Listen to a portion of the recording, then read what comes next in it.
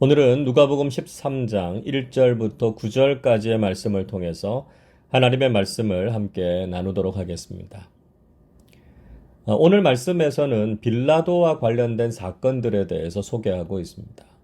1절을 보십시오. 그때 마침 두어 사람이 와서 빌라도가 어떤 갈릴리 사람들의 피를 그들의 제물에 섞은 일로 예수께 아뢰니. 예수님께서 복음과 세상이 충돌하게 하시겠다 말씀을 하고 나신 이후에 두어 사람이 와서 한 가지 이야기를 전해 주었습니다. 그것은 빌라도가 어떤 갈릴리 사람들을 죽이고 그 피를 제물에 섞었다라고 하는 사건이었습니다. 피를 제물에 섞는다라고 하는 말은 당시에 관용적으로 성전에서 사람들을 죽였다라고 하는 뜻으로 쓰일 때가 많았습니다. 즉 갈릴리에서 예루살렘으로 예배를 드리러 온 사람들이 있었는데요. 빌라도가 그 사람들을 성전에서 죽였다는 것입니다. 이 사건은 빌라도의 잔인함을 보여주기도 하고요. 빌라도가 이런 행동으로 인해서 유대인 공동체와 사이가 좋지 않았다라고 하는 것을 알 수 있는 대목이기도 합니다. 자, 이 이야기를 전해준 사람들의 관심은 그렇게 죽은 갈릴리 사람들에 대해서 예수님께서 어떤 말씀을 하실 것인지에 대한 것이었습니다. 예수님께서는 이렇게 해를 당한 갈릴리 사람들이 특별히 더 죄가 많기 때문이 아니라고 하셨습니다. 그리고 만약에 회개하지 않는다면 누구나 다 심판을 받게 될 것이라고 하셨습니다. 3절이 이렇게 말씀하죠. 너희에게 이르노니 아니라 너희도 만일 회개하지 아니하면 다 이와 같이 망하리라.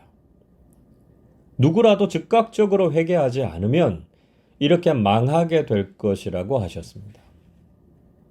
예수님께서는 또 다른 예를 드셨습니다. 4절을 보십시오.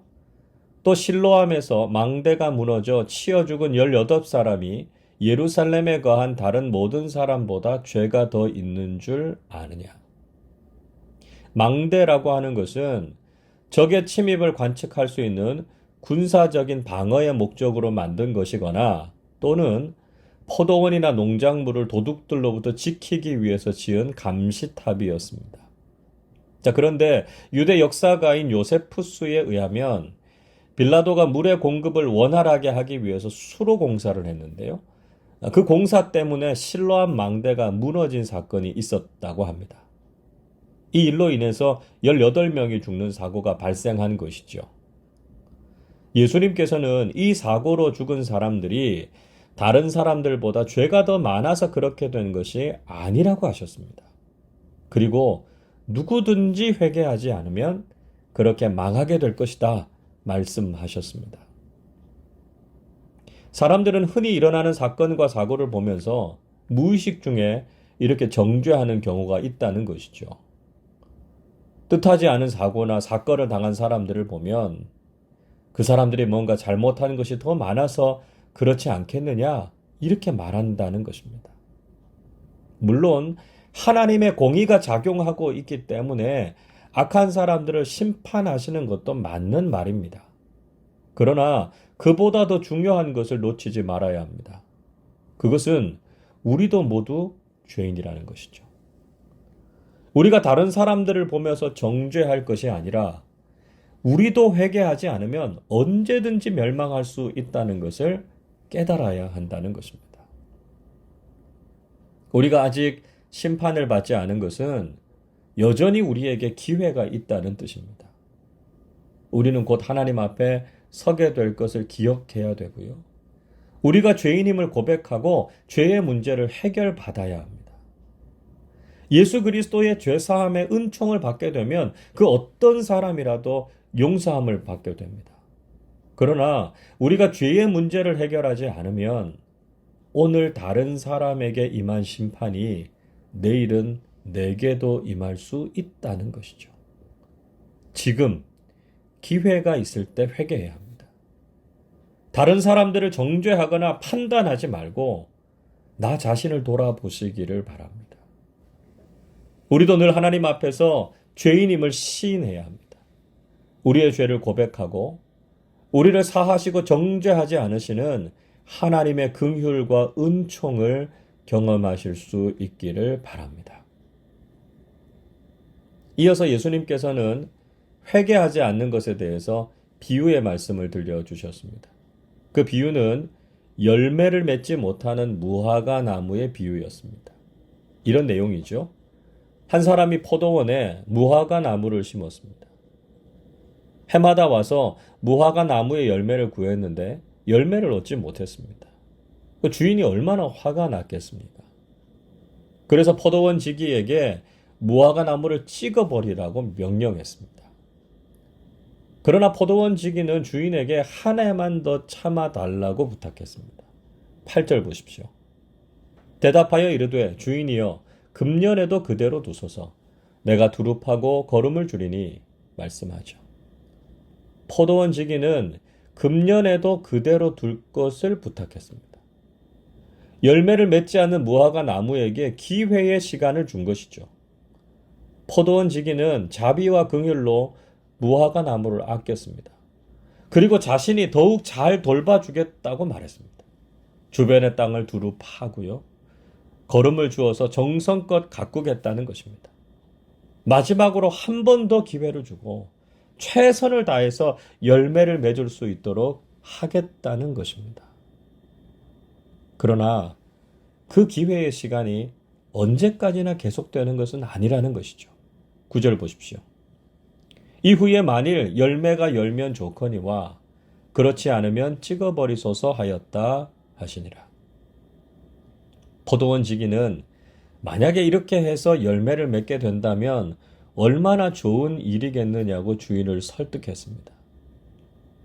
한 해 시간을 더 주어서 무화과 나무가 열매를 맺게 된다면 주인의 입장에서도 좋은 일이지 않겠습니까? 그러나 그 다음 해에도 아무런 결실이 없다면 더 이상 포도원 지기도 그 무화과 나무를 두둔할 수는 없을 것입니다.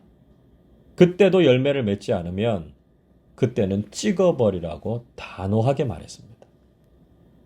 한 번 더 기회가 주어지기는 하지만 결국은 심판의 때가 올 것임을 예고한 것이죠. 회개하지 않는 사람들에게 계속해서 기회가 주어지는 것이 아니라 이번이 마지막 기회일 수 있다는 것을 잊지 말라는 것입니다. 여러분, 우리는 지금 분명히 하나님의 인내와 자비의 시간을 경험하고 있습니다. 하나님께서는 지금 당장이라도 우리를 심판하시고 믿지 않는 자들을 영원한 지옥으로 보내실 수 있는 분이십니다. 그러나 하나님께서는 사람들에게 회개하고 돌이킬 시간을 주십니다. 그리고 우리에게는 복음을 전할 수 있는 시간을 주시죠. 이것이 하나님의 자비와 인내를 다시 한번 확인할 수 있는 것입니다. 어떤 사람들은 예수님의 재림이 지연되는 것에 대해서 혹시 성경의 예언이 잘못된 것이 아닌가 하는 생각을 갖기도 합니다. 분명히 우리가 느끼기에는 예수님의 재림이 늦어지고 있고 정말 재림이 있을 것인지에 대해서 의문이 들 수도 있습니다. 그러나 하나님의 관점에서 보면 재림의 지연은 한 사람이라도 더 구원하시고자 하는 하나님의 자비의 표현이라는 것이죠. 마치 포도원 지기가 금년에는 그대로 둘 것을 요청한 것처럼 아직 구원의 문이 닫히지 않았다는 것을 말씀하시고 있습니다. 예수님의 재림은 믿는 우리에게는 구원의 완성이지만 믿지 않는 사람들에게는 기회의 상실이고요. 영원한 심판을 의미합니다. 하나님께서는 자비와 긍휼로 우리 인간을 불쌍히 여기시고 회개할 수 있는 기회를 허락해 주셨습니다. 이런 하나님의 은혜와 자비를 깨닫고 회개하고 돌이켜야 합니다. 또한 우리에게 시간이 주어졌을 때 사랑하는 사람들에게 최선을 다해서 복음을 전해야 합니다. 포도원 지기가 정성을 다해서 땅을 파고 거름을 주는 것처럼 우리도 힘을 다해서 복음을 전해야 합니다. 우리에게 주어진 회개의 기회, 전도의 기회를 놓치지 말고 하나님께 돌이킴으로써 구원과 영생의 복을 누리는 사람들이 되시기를 주님의 이름으로 축원합니다. 기도하겠습니다. 자비와 긍휼이 풍성하신 하나님 아버지, 그 은혜를 생각할 때 감사를 드립니다. 다른 사람들과 전혀 다를 바 없고 하나님께서 기뻐하시는 열매를 맺지 못하는 저희들을 정죄하지 않으시고 여전히 기회를 주시고 사랑을 베풀어 주셔서 감사드립니다. 우리가 다른 사람들을 정죄할 것이 아니라 우리 자신을 돌아보고 믿음 위에 바르게 서게 해 주시옵소서.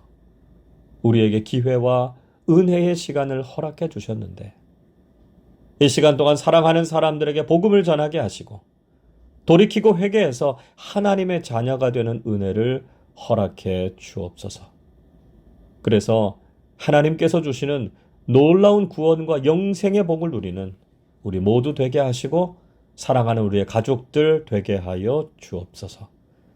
감사드리며 우리 주님 예수 그리스도의 이름으로 기도하옵나이다. 아멘.